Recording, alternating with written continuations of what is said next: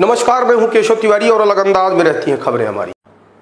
श्रीनिवास तिवारी ने आतंक, गुंडागर्दी, लूट, भ्रष्टाचार, पक्षपात की राजनीति की, तो वो तो बोलेंगे ही, उसको हम बोलते आए हैं।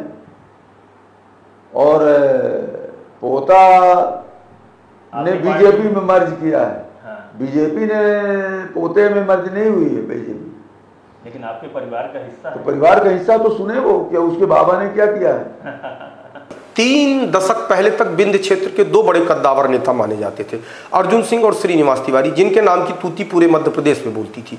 पूरे देश के अंदर विंध्य क्षेत्र की पहचान इन 2 नेताओं के वजह से ही थी। अर्जुन सिंह के बारे में एक चीज बड़ी प्रमुखता के साथ कही जाती है कि वह बस की टिकट में भी लोगों की नियुक्ति कर देते थे और उनकी नियुक्ति का एक लाइन का आदेश हुआ करता था कि समस्त नियमों को शिथिल करके इन्हें नियुक्ति प्रदान की जाती है और इन्हें नियुक्ति प्रदान कर हमें 24 घंटे के अंदर सूचित करें।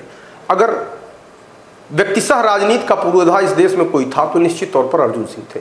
उनके अलावा विंध्य क्षेत्र के दूसरे बड़े नेता के रूप में श्रीनिवास तिवारी ने पहचान बनाई थी। श्रीनिवास तिवारी मध्य प्रदेश विधानसभा के 2 बार अध्यक्ष चुने गए। उनके बारे में एक जुमला बड़ा प्रसिद्ध था जिसे रीवा के सांसद जनार्दन मिश्रा भी कहते हुए सुने जा रहे हैं, दादा न होए दयू आए, वोट न दे ताऊ आए। समय श्रीनिवास तिवारी यहाँ के सर्वे सर्वा हुआ करते थे। दऊ न हो कहा है, दादा न हो दयू आए, वोट न देवे ताऊ आए। एक से गड्ढा नहीं पटवा पाइस दादा दयू, आवाज एक गड्ढा हो जाता है।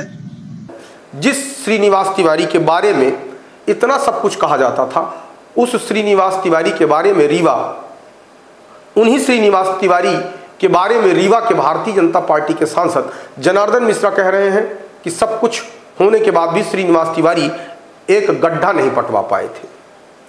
जनार्दन मिश्रा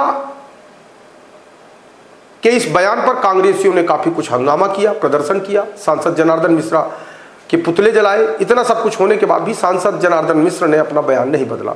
उनसे जब मीडिया ने बातचीत की तो उन्होंने कहा श्रीनिवास तिवारी ने आतंक, गुंडागर्दी, लूट, भ्रष्टाचार, पक्षपात की राजनीति की। वह तो बोलेंगे और बोलते रहे हैं। जनार्दन मिश्रा यहीं नहीं रुके, उन्होंने और आगे बढ़ते हुए कहा कि श्रीनिवास तिवारी का पोता बीजेपी में मर्ज हुआ है। बीजेपी पोते में मर्ज नहीं हुई है। यहां पर यह बताना उल्लेखनीय है कि श्रीनिवास तिवारी के पोते सुंदरलाल तिवारी के पुत्र पिछले विधानसभा चुनाव में कांग्रेस छोड़कर त्योंथर विधानसभा से भारतीय जनता पार्टी के टिकट पर लड़े और चुनाव जीते। आज की तारीख में सिद्धार्थ तिवारी भारतीय जनता पार्टी के त्योंथर विधानसभा से विधायक हैं और श्रीनिवास तिवारी के पोते हैं। जब मीडिया ने जनार्दन मिश्रा से यह कहा कि अब तो सिद्धार्थ तिवारी आपके परिवार का हिस्सा है, उसके बाद भी जनार्दन मिश्रा चुप नहीं हुए। उन्होंने कहा कि परिवार का हिस्सा है तो भी सुने कि उनके बाबा ने क्या क्या किया है। जब तक श्रीनिवास तिवारी जिंदा थे तब तक जनार्दन मिश्रा जैसे लोग की हिम्मत नहीं हुआ करती थी कि उनके विरुद्ध कुछ बोलें। आज श्रीनिवास तिवारी इस दुनिया में नहीं है तो जनार्दन मिश्रा उनके बारे में कुछ भी बोले। लोग तो यहाँ तक कहते हैं कि जब कोई व्यक्ति इस दुनिया में न रहे तो उसके बारे में ऊल जलूल और कड़वी बातें नहीं बोलनी चाहिए, लेकिन जनार्दन मिश्रा को इन सब बातों से कोई परहेज नहीं है। अब सवाल यह उठता है कि जनार्दन मिश्रा ये सारी बातें खुद बोल रहे हैं या किसी के इशारे पर उनसे यह सब कुछ कहलवाया जा रहा है। हालांकि जनार्दन मिश्रा अपने उटपटांग बयानों के लिए जाने जाते हैं, लेकिन अभी तक जनार्दन मिश्रा कभी श्रीनिवास तिवारी के विरुद्ध टिप्पणी करते हुए नहीं सुने गए। लेकिन अचानक से ऐसा क्या हो गया कि जनार्दन मिश्रा श्रीनिवास तिवारी को लूट, अत्याचार, गुंडागर्दी, पक्षपात वाली राजनीति का पुरोधा बता रहे हैं। जब श्रीनिवास तिवारी जिंदा थे तब जनार्दन मिश्रा की जुबान इतनी तेज नहीं चलती थी। फिलहाल आज की तारीख में श्रीनिवास तिवारी के पोते सिद्धार्थ तिवारी भारतीय जनता पार्टी में है और उन्होंने अपने बाबा के विरुद्ध इस तरीके के बयान के बाद भी अपनी कोई प्रतिक्रिया जाहिर नहीं की है। लेकिन किसी भी पोते को अपने बाबा के विरुद्ध इस तरीके के कथन से पीड़ा तो जरूर पहुंची होगी, लेकिन सिद्धार्थ तिवारी कर भी क्या सकते हैं। भारतीय जनता पार्टी में आज की तारीख में सिद्धार्थ तिवारी सिर्फ विधायक हैं और ऐसे में सिद्धार्थ तिवारी जनार्दन मिश्रा के विरुद्ध कुछ बोलना भी चाहें तो अनुशासन के चलते बोल नहीं पा रहे हैं। लेकिन जिस अनुशासन के चाबुक से सिद्धार्थ तिवारी को हाँका जा रहा है उसी अनुशासन के चाबुक से जनार्दन मिश्रा को भी हाँका जाना चाहिए।